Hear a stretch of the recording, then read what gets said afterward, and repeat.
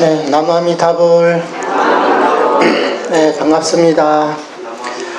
네, 오늘이 부처님 오신 날입니다. 우리 전 세계 모든 불자님들이 부처님 오신 날을 이렇게 다들 도량에 모여가지고 이렇게 행사를 진행할 겁니다. 근데 제가 알기로는 이 초파일을 이렇게 성대하게 지내는 곳은 아마 한국? 일본은 잘 모르겠어요. 네. 대만을 보니까 이 부처님 이거 옆불이라 그러거든요. 전 관욕을 하잖아요. 이거는 벌써 마쳤더라고요. 네. 그러니까 이 초파일을 뭐 법회도 하겠지만 뭐 이렇게 우리처럼 이렇게 성대하게 하는 곳은 거의 없는 것 같아요. 그리고 남방불교에는 또 부처님 오신 날이 우리랑 또 달라가지고 그것도 시간도 다르더라고요. 아무튼 우리 한국에서는 초파일 날을 우리 불교 내에서는 최대 명절로 이렇게 지내왔습니다. 그래서 오늘 바깥에 비도 오던데 하지만 이 부처님 오신 날을 우리가 이제 축복하고자 하는 이런 마음으로 다들 도량에 모여가지고 함께 이렇게 행사를 치르는 것 같습니다. 그래서 부처님 오신 날을 맞이해서 전에는 부처님께서 왜 이 땅에 오셨는지 그 부분에 대해서 설명을 드렸습니다. 우리 정토종의 입장에서는 사실 간단합니다. 부처님이 왜 오셨을까요? 바로 우리에게 연불법을 설해주기 위해서 오신 거예요. 다른 목적이 아니라 오직 연불법을 설하기 위해 오신 거예요. 그러면 부처님께서 일생 동안 그 수많은 법문을 설하셨는데 왜 연불법만 설했다고 하느냐? 그 이유는 간단하거든요. 연불법을 설하기 위해서 다른 법도 설했다는 거예요. 무슨 얘기냐? 중생들이 근기가 한결같지 않아서 여러 가지 법문을 통해서 그 사람을 섭수해야 되거든요. 근데 이제 궁극적으로는 이 정토 법문을 통해야만이 모든 중생이 구제될 수 있기 때문에 부처님의 이 본회를 말한다면 역시 우리 연불법에 있다 이렇게 볼 수가 있습니다. 그래서 이 부처님의 연불법을 알리는 종파가 탄생하게 된 거거든요. 그 종파 이름이 뭐냐? 정토종이라는 겁니다. 물론 우리 한국에도 대한불교 정토종, 그 다음에 또 무슨 정토종, 뭐 여러 가지가 있더라고요. 근데 그 사이트에 들어가서 보니까 뭐 정토에 대해서 언급은 있지만 순수하게 정토만 얘기하는 게 아니고 뭐 성도문 교리도 뭐 굉장히 많이 이렇게 들어가 있더라고요. 그래서 그걸 본다면요, 우리가 지금 공부하고 있는 정토종이야말로 유구한 역사를 갖추고 있고, 지금까지 물론 이제 중국이나 우리 한국에서는 그 전성이 이제까지 없었지만, 그러나 그 전성이 끊어진 건 아니거든요. 아시다시피 일본에는 그대로 전해져 왔잖아요. 그리고 또 조사 스님의 저서가 존재하기 때문에 비록 1000년이 넘는 그 단절이 있었다 해도요, 충분히 그 교법을 통해서 그 번맥을 이을 수가 있는 겁니다. 그래서 지금 시대에 이 정토종을 만날 수 있는 것도요, 굉장한 축복이다 이렇게 볼 수가 있습니다. 그래서 오늘 정토종에 대해서 좀 한번 얘기를 해보겠습니다. 우리 정토종 목적이 뭘까요? 제목에도 나와 있지만 너무 당연합니다. 아미타 부처님의 정토에 왕생하는 것을 목적으로 하는 그런 종파입니다. 그래서 정토종이라고 하거든요.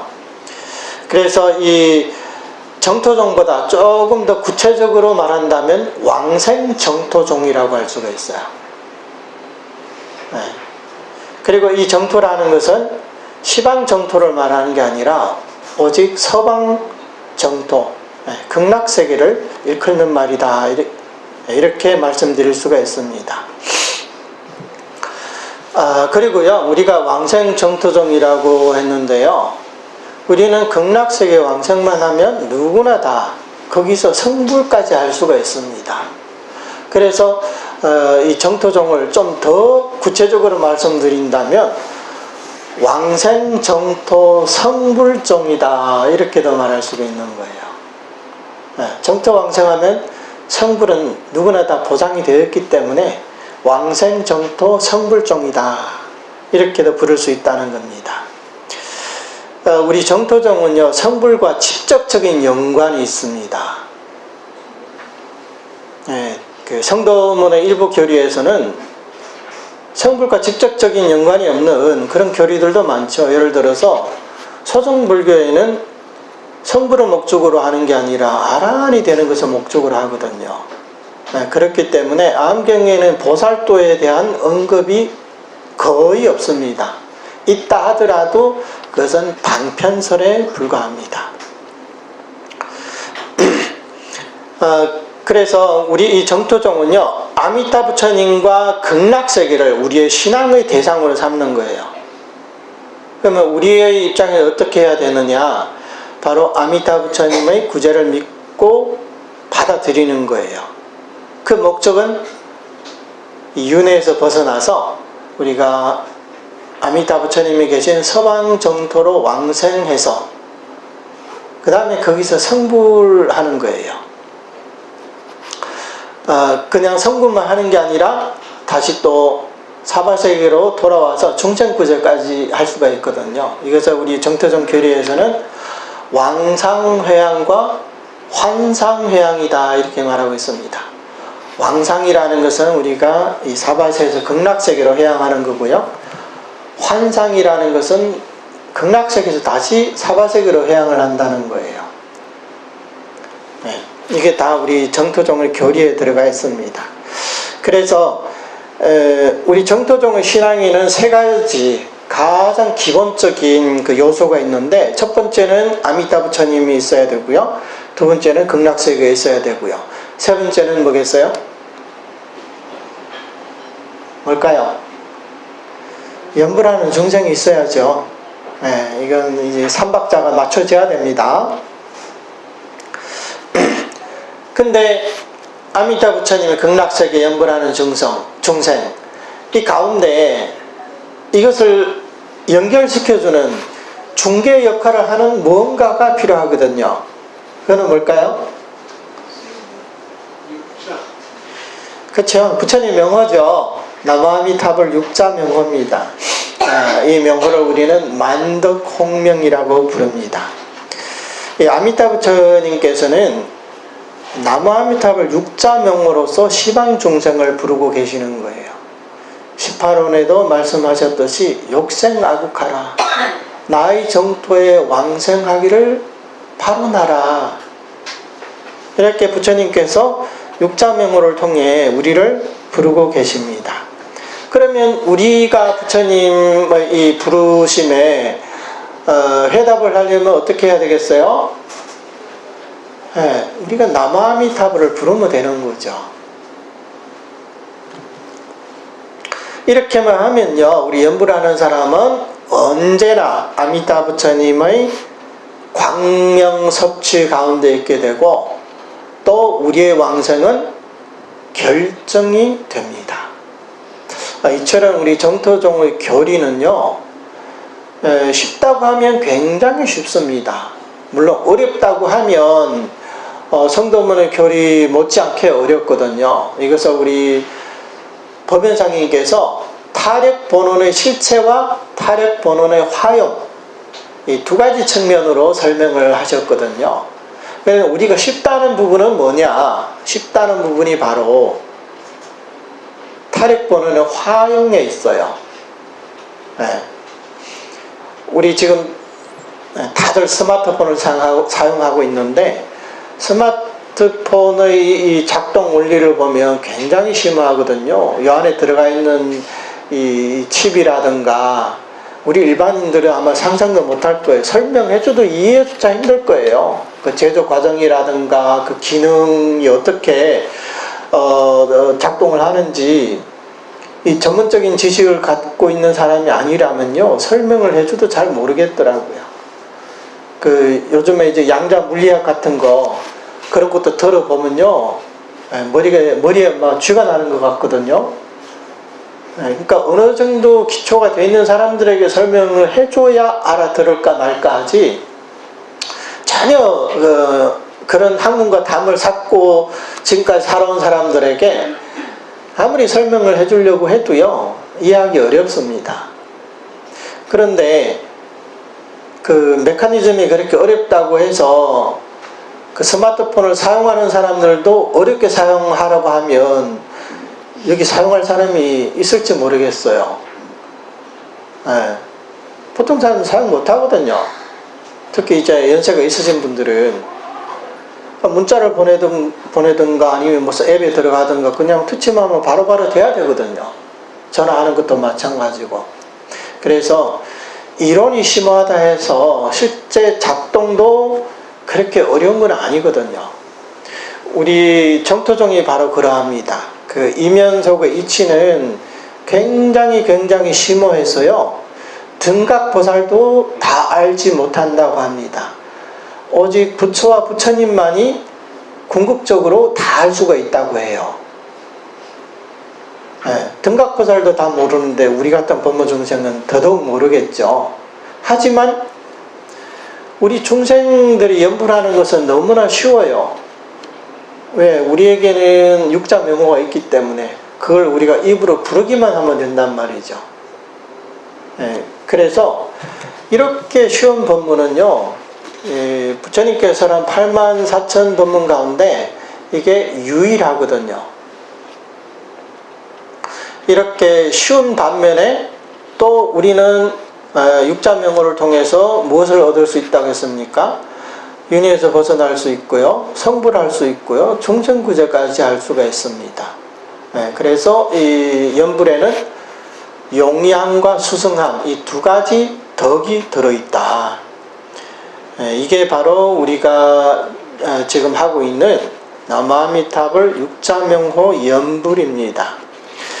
그래서 이 아미타 부처님의 이 강력한 본원의 보장이 있으시기 때문에 우리 연불하는 중생은 항상 부처님의 광명의 섭취 가운데 있고요, 우리가 중도 하차만 하지 않는다면 우리의 왕생도 결정이 되어 있습니다. 그래서 부처님께서는 우리를 부르시고 또 우리는 거기에 화답해서 우리는 또 나무아미타를 부르잖아요. 그렇게 되면 서로 감흥을 이루게 되는 거예요. 이미 그 상태에서 감흥을 이루게 되는 겁니다. 이것은 뭐가 같냐면 자석이 쇠붙이를 끌어들이는 것과 마찬가지예요. 근데 이 자석이라는 것은 이 금속은 끌어들일 수 있어도 플라스틱, 종이 이런 거 끌어들일 수 있을까요? 안 되죠. 그거는 서로 이제 상응하지 않는단 말이에요. 무슨 말이냐면 아미타 부처님께서 우리 시방중생을 구제하시는데도요, 시방중생이 아미타 부처님의 구제를 믿고 받아들이고 오로지 아미타 부처님 명호를 불러야 됩니다. 그래야 부처님과 이런 감흥을 이룰 수가 있습니다. 그래서 이렇게 호응관계가 형성이 되는 거예요. 부처님은 우리를 부르고 우리는 부처님의 부름에 응답을 한다는 거예요. 그래서 이런 호응관계가 형성이 되는 겁니다. 그래서 이런 관계는 굉장히 직접적이에요. 우회적인 게 아니고 우리는 부처님과 우리는 1대1의 관계입니다. 그래서 우리 정토종에서는 기법일체라고 말하죠. 이 기법일체는 기는 시방중생을 말하는데요, 시방중생 가운데 이제 연불하는 사람을 말하는 거죠. 근데 시방중생이라고 하지만 이 자리에 계신 개개인이 전부 시방중생의 일원이기 때문에 그 기라는 것은 바로 나를 지칭한다, 이렇게 볼 수가 있습니다. 그리고 법이라는 것은 바로 아미타 부처님이죠. 아미타 부처님의 본원이고 아미타 부처님의 구제법입니다. 그래서 연불하는 사람은 아미타 부처님과 감흥을 이루어서 서로가 한 몸이 되는 겁니다. 한 몸이 되기 때문에 당연히 우리의 왕성도 결정이 되는 거죠. 내가 부처가 됐는데, 연불하는 순간 내가 부처가 됐는데, 내가 극락 못 가면 누가 갑니까? 내 집을 내가 못 가면 누가 갈 수가 있어요?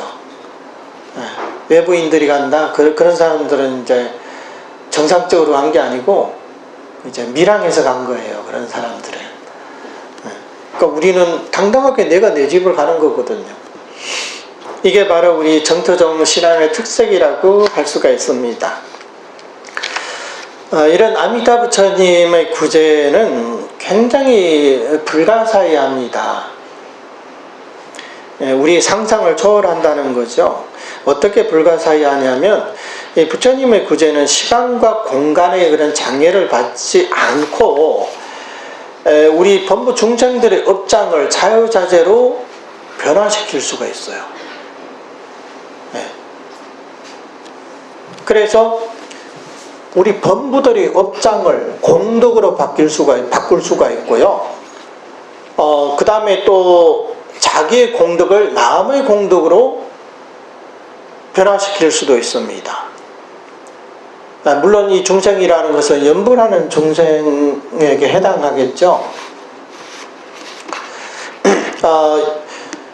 2011년에 여름에 있었던 일인데요. 이것은 이 사례도 연불왕생의 사례가 하나 있는데 이게 또 아미타 부처님의 이 구제가 얼마나 불가사의한지 잘 설명하고 있는 그런 내용이라고 할 수가 있습니다.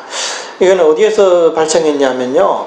그 캐나다 밴쿠버에 우리 정토종 연불회가 있습니다. 거기에도 캐나다에도 연불회가 있습니다. 우리 같은 이런 모임이죠.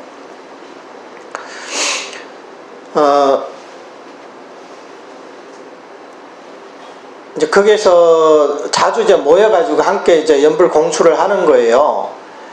거기는 30분씩 이렇게 하는가 봅니다. 그날에도 이제 연불 공수법회가 열렸는데, 이분도 이제 정토종의 연우님이죠. 마지막 이제 30분 연불하고 있는데, 그 중에 이제 정재 거사님이라는 분, 본명이 정재입니다. 재는 구제할 때 제자고요. 정재 거사님이 연불하다 갑자기 소리가 굉장히 커지는 거예요. 큰 소리로 막 나마미타 큰 소리로 하는 거예요. 그러다가 이제 연불을 멈추고 1분 동안 연불을 안 하는 거예요. 그리고 나서 좀 있다가 다시 또 이제 대중을 따라서 함께 이제 연불을 했거든요. 근데 그 뒤에는 연불 소리가 점점 작아지는 거예요. 이렇게 이제 공수법회가 끝나고 나서 뭐 각자 이제 집으로 다 이제 귀가를 했죠. 근데 이때 이 정재 거사님이 막 얼굴에 이 눈물 자국이 막 있더라는 거예요. 그러니까 눈물을 흘렸던가 봐요. 그게 이제 소임을 살고 있는 정보 거사님이라고 계셨는데, 그분에게 저 방금 연불하다가 정말 안 좋은 어떤 광경을 본 것 같아요. 그러는 거예요. 이걸 말해도 될지 모르겠어요. 그러니까 이 정보 거사님이 괜찮다, 얘기해봐라, 무슨 일이냐고 하니까 방금 연불도중에 아미타 부처님이 보였다는 거예요. 그 좋은 일 아니냐고, 연불도중 부처님을 칭견했는데 왜 그걸 안 좋은 일이라고 하느냐 하니까 그 부처님이 너무나 의심스럽다는 거예요. 저게 마구니가 아닌가, 이런 생각이 들더라는 겁니다. 그래서 왜 그러냐고 하니까, 방금 이제 연불한 이분들이 캐나다 밴쿠버에서 연불했다고 했잖아요. 근데 연불 도중에 뭐가 보이냐면 필리핀에 있는 어떤 병원이 있는데, 그 병원에 아미타 부처님이 계시더라는 거예요.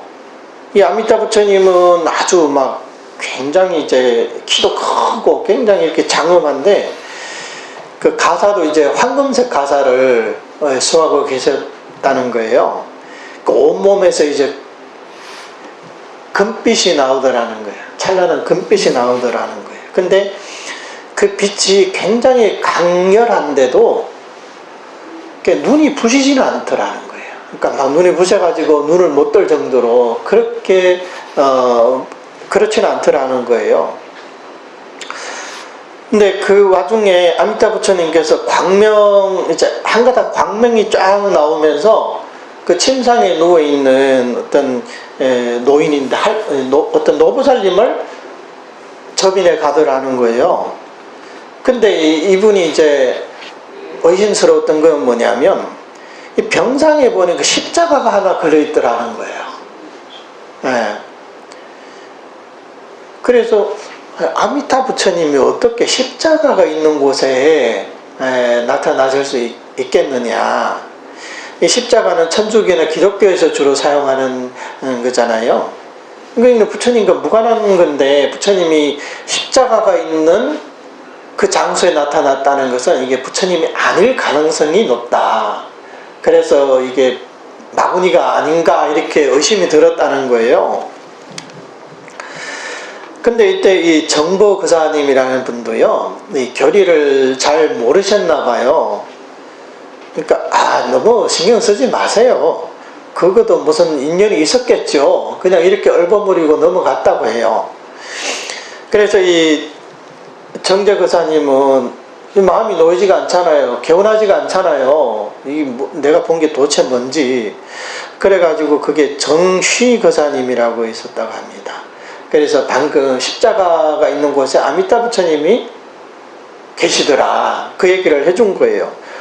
근데 이때 이제 정휘거사님이 뭐라고 하냐면, 아니 무슨 소리냐고, 우리 연불하기 시작하기 전에 내가 말하지 않았느냐. 우리 오늘 밤에는 저 필리핀 병원에 있는 이제 곧 왕생을 앞둔 화교 노인 그 할머니를 위해서 연불 회양한다고 하지 않았느냐. 그 얘기를 못 들었냐고. 그분에게 이제 두 딸이 있는데 둘 다 천주교를 믿는다고 해요. 근데 이분은 이분의 어머니니까 그 침상에 병상에 누워 있는 그 할머님 노보살님은 불자고 자녀 둘은 이제 천주교 신자였던가 봅니다. 근데 어머님이 평생 불교 신앙을 했기 때문에 이 딸들도 굉장히 이제 효순한 딸들인가 봅니다. 우리 한국 같으면 대부분 부모님이 불자든 말든 임종할 때 되면 목사님 불러놓고 잔류가도 부르고 막 그럴 거예요. 어떻게든 기독교로 개종을 시키려고. 근데 이분들은 또 어머님을 잘 아시기 때문에 그 신앙을 존중해서 연불 땅에 와가지고 도움을 요청했대요. 딸들이, 천주교를 믿는 딸들이. 그래서 이 불교를 믿고 있는 이 어머님을 좀 도와드리면 좋겠다 이렇게 생각했던 거예요. 그러니까 이 어머님이 필리핀에 있는 이 천주교 병원에서 이제 곧 이제 임종을 앞둔 그런 상황이기 때문에 천주교도인 이 딸 둘이서 어떻게 해야 되는지를 모르는 거죠. 자기들은 불자가 아니니까. 그래서 이분들이 아마 이 캐나다에 있는 연불도량과 또 인연이 됐나 봅니다. 그래서 이제 전화로 어떻게 해야 되는지 도움을 요청했던가 봅니다. 그래서 오늘 밤에 우리가 연불 공수부패가 있으니까 우리가 연불하고 나면 그 공덕을 당신 어머님께 회양을 해드리겠다. 이렇게 약속이 되어 있던 겁니다. 그래서 사람들이 그 얘기를 듣고 나니까 그 다음에서 그랬구나. 그게 이제 납득이 가더라는 거예요. 그러니까 이런 분명한 서장을 받기 때문에 이 노보살님이 천주교 병원에 누워 계셨지만 분명히 아미타 부처님의 접인으로 극락왕생하셨다는 이런 확신을 가질 수가 있었답니다. 그래서 사람들이 그것을 깨닫고 정말로 칭찬이 자자했다고 해요. 그래 아미타 부처님의 이 구제는요, 이렇게 시간과 장소 그 구애를 받지 않습니다. 이거는 아마 이제 이 정보거사님하고 정제거사님은 좀 이제 지방, 우리로 말하면 좀 사투리, 그러니까 광둥어, 중국의 그런 광둥어를 많이 사용했기 때문에 이제 표준어를 얘기하면 잘 못 알아들을 수도 있거든요. 그래서 아마 그것을 못 알아들었기 때문에 아미타 부처님께서 이 정제 거사님에게 그 모습을 보여주신 거예요. 이게 바로 아미타 부처님의 구제가 불가사의하다는 것을 설명하고 있는 좋은 사례라고 할 수가 있습니다. 우리 정토 법문의 특색은 뭐냐면 타작 자수 그리고 자작 타수라고 할 수가 있어요. 보통 우리 한국 불교에서는요, 우리가 절에 가면 뭐라고 배웁니까? 모든 게 자작 자수다. 또 자업 자득이다. 이렇게만 말하잖아요. 근데 우리 정토 법문에서는요, 타작 자수를 말하고 자작 타수를 말해요. 그럼 여기 자와 타가 있어가지고 좀 헷갈릴 수도 있는데요. 사실 자가 있으면 타가 있고요, 타가 있으면 자가 있는 거고, 그러니까 좌가 있으면 우가 있고 우가 있으면 좌가 있을 수밖에 없잖아요. 좌라는 것은 우를 떠나서 따로 좌라고 할 수가 있나요? 그거는 있을 수가 없는 거예요. 그러니까 우리는 이제 자력에만 집착하다 보니까 모든 게 그냥 자작자수, 자득 이렇게만 알고 있는데, 근데 실상은 꼭 그렇지는 않다는 거예요. 아미타 부처님께서 당신의 공덕을 우리에게 회양을 해주시면요, 그 공덕은 우리가 지은 것과 똑같이 된다는 거예요. 왜? 우리도 똑같이 부처님과 같은 공덕을 우리가 가질 수 있기 때문에. 육자명호는 아미타 부처님이 성취하신 거잖아요. 만덕공명이라고 됐는데, 그 만덕공명을 우리 중생들에게 회양을 해주셨단 말이에요. 그러면 우리가 그 만덕공명을 지니게 되면요, 그 만덕이 우리의 만덕이 되는 거예요. 또한 우리가 이 만덕공명을 우리 주변 사람들에게 알려주면 또 어떻게 돼요? 이건 또 다른 사람의 공덕도 된단 말이에요. 그러면 다른 사람도 이 만덕공명을 부를 수가 있잖아요. 물론 이제 우리가 이 만덕공명을 남들에게 알려줬다 해가지고 우리의 공덕이 사라지는 건 아니에요. 많은 사람들이요, 회양을 하라고 하면 자기 공덕이 사라지는 줄 알고 남만 잃었고 본인에게는 아무 이익이 없는 것처럼 이렇게 생각하거든요. 그렇지가 않아요. 어떤 분들은 이제 회양을 하더라도 우리 가족에게만 회양하고 남들에게는 회양을 안 한다 그러거든요. 왜냐하면 공덕은 한계가 있는데 그걸 모든 사람에 다 회양해버리면 골고루 다 나눠주고 나면 1인당 조금밖에 안 들어온다는 거예요. 그거는 굉장히 잘못 알고 있는 거거든요. 우리가 촛불이 있으면요, 이 촛불을 다른 촛불에다가 불을 이렇게 붙여줄 수가 있잖아요. 그렇다 해서 내 불이 줄어드는 것은 절대 아니거든요. 나는 그 불을 그대로 갖고 있는 거예요. 그렇게 이렇게 회양을 하면요, 이 하나의 공덕이 2개가 되고 2개가 10개가 되고 10개가 100개가 되고요, 나중에 100천만억 개의 공덕이 될 수가 있습니다. 이게 바로 이제 불가사의한 부처님의 이 구제력이라고 할 수 있습니다. 이 공덕이라고 할 수가 있고요. 그래서 인과에는요, 자력의 인과가 있고 타력의 인과가 있어요. 우리는 그동안 공부해온 게 보통 이제 자력의 인과만 있다고 아는데, 방금 말씀드렸듯이 자작자수, 자업자득, 다 자력의 인과를 말하는 거거든요. 근데 우리 정토 법문은 타력회양의 법문 또는 부처님의 구제 법문이기 때문에 우리는 타력의 시각에서 바라봐야 됩니다. 이것 또한 이제 우리 정토문의 특색이기도 한데요. 이런 타력의 인과는 이 성도문에서 강조하고 있는 자력의 인과와는 완전히 다릅니다. 그래서 자력의 인과만 알고 있는 사람들은 타력의 인과에 대해서 이것을 믿기가 힘들어요. 그래서 자력심이 강한 사람은 이 타력 법문을 받아들이기가 그만큼 어렵다는 거예요. 이건 또 개개인의 성향에 따라서 그럴 수도 있고요, 포기를 하다 보면 그런 사람들이 많아요. 어떤 사람은 뭐 별로 아는 게 없는 사람인데 얘기하면 바로 받아들이는 사람도 있고요, 어떤 사람은 아는 게 많은데 이걸 얘기하면 본인이 아는 게 장애가 돼가지고 그런 게 어딨냐, 그런 교리가. 그거는 말도 안 된다. 그래서 못 받아들이는 경우도 굉장히 많습니다. 그래서 우리가요, 타력의 인과에 대해서 우리가 어느 정도 이해가 한다면 아미타 부처님의 구제에 대해서도 우리가 신심을 일으키기가 굉장히 쉽습니다. 이 타력의 인과라는 것은 뭐냐면 방금 말씀드린 타작자수, 그 다음에 자작타수라고 했어요. 이게 뭐냐면 아미타 부처님께서 지은 공덕을 우리가 받아들이는 거예요. 그러니까 타작, 부처님이 지은 것을 내가 받아들인다. 자수, 그러니까 타작 자수라고 하는 거예요. 그 다음에 우리가 지은 것은 또 부처님이 받아들여요. 이거는 자작 타수가 되는 거죠. 무슨 말이냐면 우리 범부들은 지금까지 지어온 게 뭐예요? 우리는 공덕이 있고 저업밖에 없습니다. 이런 저업을 부처님이 가져가시는 거예요. 어떻게 가져가시냐? 부처님께서 우리의 공덕을 소멸시켜 준다는 거예요. 부처님이 대신 짊어져 주신다는 거예요. 그 무량수경에도 그런 말이 있잖아요. 중생을 대신해서 무거운 짐을 짊어져 주신다. 부처님께서 이렇게 해주신다는 거예요. 우리는요, 지금까지 무량겁동 윤회 오면서 수많은 업력을 지었기 때문에 그 중에 악업이 많습니다.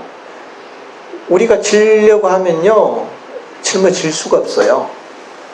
너무 무거워가지고. 이게 한두 생이 아니라 무량겁동은 지었다고 생각을 해보세요. 이것을 우리가 정작 우리더러 짊어지라고 하면 짊어질 사람은 아무도 없습니다. 짊어질 수가 없기 때문에 우리는 지금까지 윤회를 하는 거고요. 그런데 우리 오늘 정토 법문을 이렇게 받아들이고 연불 하다 보면요, 어느새 우리의 이 무거운 죄업을 아미타 부처님께서 우리를 대신해서 짊어져 주시고 계신다는 거예요. 그 다음에 이제 아미타 부처님이 지은 거는 뭐예요? 다 청정한 공덕이라고 할 수가 있죠. 그런 청정한 공덕을 우리에게 아무 조건 없이 우리에게 베풀어 주신 거예요. 그러니 이것을 타작자수라고 하고요, 자작타수라고 하는 거예요. 이것은 쉬운 예로 뭐가 있냐면, 예를 들어서 부모님께서 자녀들이 별로 능력이 안 돼요. 그러면 부모님이 열심히 뭐 사업을 하든 뭘 하든 돈을 많이 벌어가지고 자녀들에게 돈을 물려주는 거예요. 자녀들 본인들은 그런 능력이 없거든요. 생활력이 별로 없단 말이에요. 근데 훌륭한 좋은 부모가 있으니까 이 애가 아무리 본인의 능력이 없어도 굶어 죽을 일은 없을 거 아니에요. 그러니까 부모가 번 돈이 다 자녀의 돈이 돼버리기 때문에 이게 타작자수가 되는 거란 말이에요. 그 다음에 또 이런 경우도 있죠. 부모님이 이제 연로하셔가지고 별로 이제 생활력이 별로 없어요. 이제 뭐 생활하는데 뭐 퇴직금이나 뭐 이런 것도 다 없다고 생각해봐요. 그러면 자녀들이 돈 벌어가지고 부모님 효도할 수 있잖아요. 그럼 이거는 뭐예요? 이거는 자작타수가 되는 거잖아요. 자작자수가 되려면 내가 벌어서 내 혼자 쓰는 게, 그러면 자작자수로 갈 수 있지만 내가 벌어가지고 타인을 먹여 살릴 수도 있는 거잖아요. 그러니까 우리 현실 사례에도 이런 사례들이 굉장히 많습니다. 그래서 이거는요, 자작타수, 타작자수, 이거는 이제 입장에 따라 들리는 거예요. 자녀들의 입장에서 예를 들어서 내가 돈 벌어서 부모님을 봉양한다. 그러면 이것은 자작타수가 되지만, 그러면 부모님의 입장에서는 뭐냐면 타작자수가 되는 거예요. 그렇잖아요. 네. 입장에 따라서 이렇게 자작타수냐 타작자수냐 이렇게 볼 수가 있습니다. 또 뭐가 있냐면, 예를 들어서 이제 자선가들 있잖아요. 자선 사업을 하는 사람들도 있잖아요. 모금을 해가지고 어려운 사람들에게 나눠줄 수 있잖아요. 이것 또한 이제 자작타수가 되는 겁니다. 그 다음에 우리 천수경을 할 때 보면 항상 사홍서운이라고 있습니다. 중생무변서원도 번뇌무진서원단 뭐 이렇게 항상 발언을 하잖아요. 그러면 불보살님들은 인지에서부터 중생구제 하시겠다고 발언을 하셨어요. 그러면 이미 지금 이제 불보살이 되고 나면 중생구제를 해야 될까요? 안 해도 될까요? 해야겠죠? 근데 우리는 불보살님의 구제다 얘기하면 사람들이 이것을 이상하게 생각한단 말이에요. 아, 저 기독교 아니냐? 기독교 구원과 뭐가 다르냐? 이렇게 얘기를 하는데, 그러면 중생구제 하겠다고 발언도 하지 말아야죠. 인지에서 발언해놓고 나중에 성불 하고 나서 나 중생구제 안 하겠다. 왜? 내가 중생구제하면 하느님과 똑같이 될까봐. 아, 기독교처럼 될까봐 나는 중생구제 안 하겠다. 그게 말이 됩니까? 그럴 수는 없잖아요. 그러니까 우리 이 세간의 모든 종교는요, 다 구원을 얘기하고 있습니다. 다만 그 구원을 어떤 방식으로 하느냐, 여기에 이제 차이점이 있는 거죠. 분명한 것은 우리 불교에도 분명히 중생구제법이 있어요.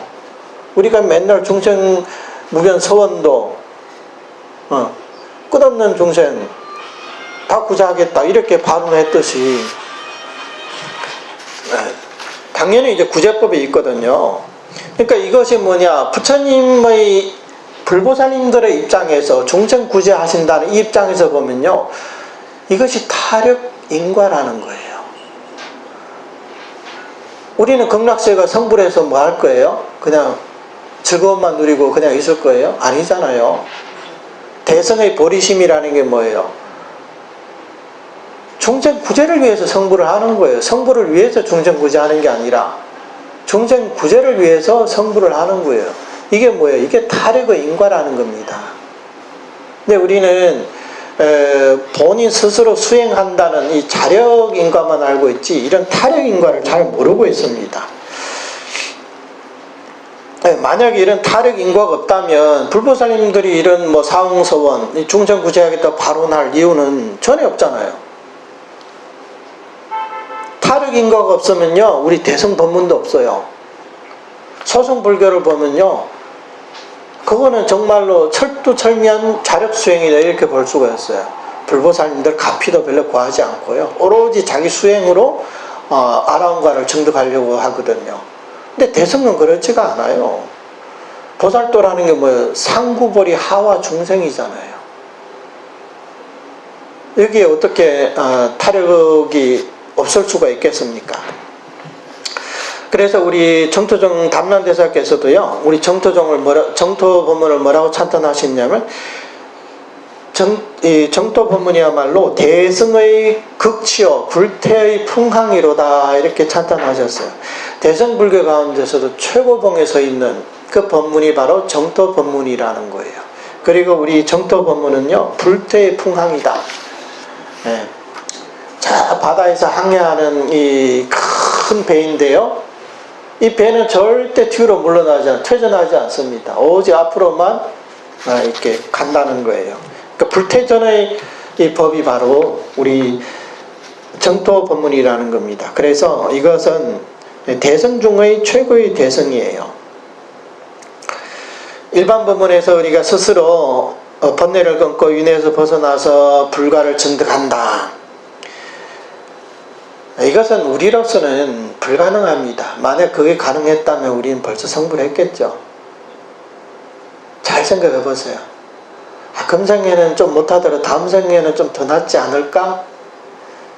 그런 기대를 어떻게 하냐고요. 무량겁동 윤회 오면서 금생보다 좀 좋았던 그 생은 없었을까요? 수없이 많았을 겁니다. 그런데 그때도 우리 해탈 못 해놓고 우리가 막연히 다음 생은 좀 더 낫지 않을까 그렇게 기대한다는 것은, 그것은 너무나 어리석은 거예요. 그죠? 네. 금생도 우리가 확신 못하는데 다음 생을 어떻게 아냐고요. 네, 그래서 이런 게 이제 자력 법문의 한계라고 할 수가 있거든요. 근데 우리 정토 법문에는 이런 특색이 있어가지고, 남아미탑을 이 명호만 부르게 되면 우리는 극락세계 왕생해서 빠르게 성불까지 할 수가 있다는 겁니다. 그래서 담론대사께서도 우리 정토법문은 번뇌를 끊지 않고 열반의 자격을 얻을 수 있는 법문이다. 이게 바로 우리 정토법문의 또 한 가지 특색입니다. 모든 법문에서는요, 번뇌를 끊지 않고 윤회에서 벗어날 수 있는 법문은 없어요. 특히 성도문에서. 근데 그 중에 유일하게 번뇌를 끊지 않고 열반의 자격을 얻는 법, 이건 정토법문밖에 없다는 거예요. 시방세계 무수한 부처님의 정토 세상이 존재하지만 번뇌를 가지고 왕생할 수 있는 그런 정토도 서방 정토밖에 없다는 거예요. 그러니 이걸 떠나서 우리가 어떤 수행을 할 수가 있겠습니까? 그리고 아미타 부처님의 22원에 뭐라고 되어 있냐면, 극락세계 왕생한 중생들은 통상적인 지위의 행을 초월한다고 했어요. 무슨 얘기냐면, 보통 대성불교에서는 보살의 계위를 뭐 십신, 십주, 십회양, 그 다음에 뭐 십행, 십회양, 십행, 십지, 그 다음에 등각보살, 이렇게 순서대로 차례대로 이렇게 올라가야 된다고 하거든요. 근데 정토에서는 꼭 그렇지가 않다는 거예요. 초지에서 바로 십지까지도 갈 수가 있다는 거예요. 중간 단계를 거칠 필요 없고, 그 다음에 십지에서 내가 초지로 내려올 수도 있고요. 자유자재로.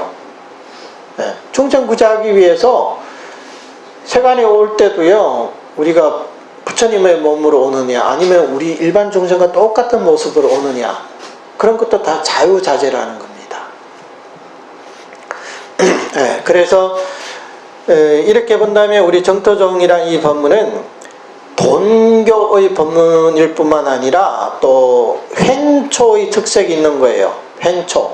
횡초라는 것은 번뇌를 끊지 않고 초월할 수 있는 그런 법문이라는 거예요. 이런 특색이 있기 때문에 천태와 화엄과 비교했을 때 더더욱 수승하다, 이렇게 우리가 볼 수가 있는 거예요.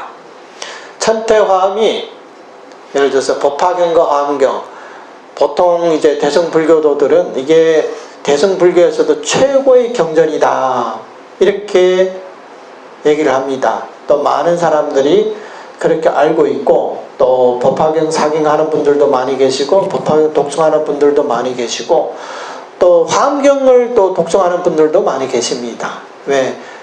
경전 중의 왕이라고도 하고요. 이게 대승불교에서도 최고의 경이라고 그렇게 알려져 있기 때문에 많은 사람들이 그렇게 수지 독송을 하려고 하는데, 근데 정토부 경전과 비교했을 때는 이런 이익들은 천태나 화엄에서 없었던 이익이 정토에만 있다는 거예요. 그렇게 본다면 당연히 천태와 화엄보다 더 수승하다, 이렇게 볼 수가 있는 겁니다. 그 이유가 뭐냐면, 우리 정토법문은 아미타 부처님의 서원에 의지하는 법문이에요. 그래서 부처님의 서원에 의지하면요, 우리는 이 육도도 이걸 횡초할 수가 있고요. 그 다음에 보살의 계위, 뭐 41위 또는 뭐 52위라고도 할 수도 있는데, 그것도 횡초할 수가 있다는 거예요. 그러니까 아까 말씀드렸다시피 뭐 십주, 십행, 십회양, 십지 차례대로 닦아서 올라가는 게 아니고요, 단숨에 뛰어넘을 수도 있다는 겁니다. 그리고 또 더 길게 보면 3대 아성직업을 우리는 뛰어넘을 수가 있어요. 소승불교에서요, 그 논서에 의하면 서가모니 부처님이 우리가 알고 있는 인도의 왕자로 태어나서 성불을 하신 그 서가모니 부처님, 그분도요 사실은 3대 아성직업 수행을 통해 가지고 2500여 년 전에 성불했다고 그렇게 말하고 있거든요. 소승의 논서에서도. 그러니까 그게 얼마나 힘들겠어요. 근데 그것도 이제 횡초를 할 수가 있는 겁니다. 근데 이런 화엄과 천태는 반드시 자력을 통해 가지고 본인의 번뇌를 끊고 이런 보살의 계위를 초월해야 되기 때문에 그런 계위를 초월하지 않는다면 성불할 수가 없어요. 네. 그래서 그 중에 이제 유일한 예가 바로 우리 정토종의 정토 법문이다. 그래서 이제 결론적으로 말씀드리면 우리 정토종이야말로 원돈 가운데 가장 원돈이 되는 법문이기 때문에 우리 정토종이 바로 왕생정토 성불종이다 이렇게 부를 수 있다는 겁니다. 오늘 여기서 마치겠습니다. 남한타불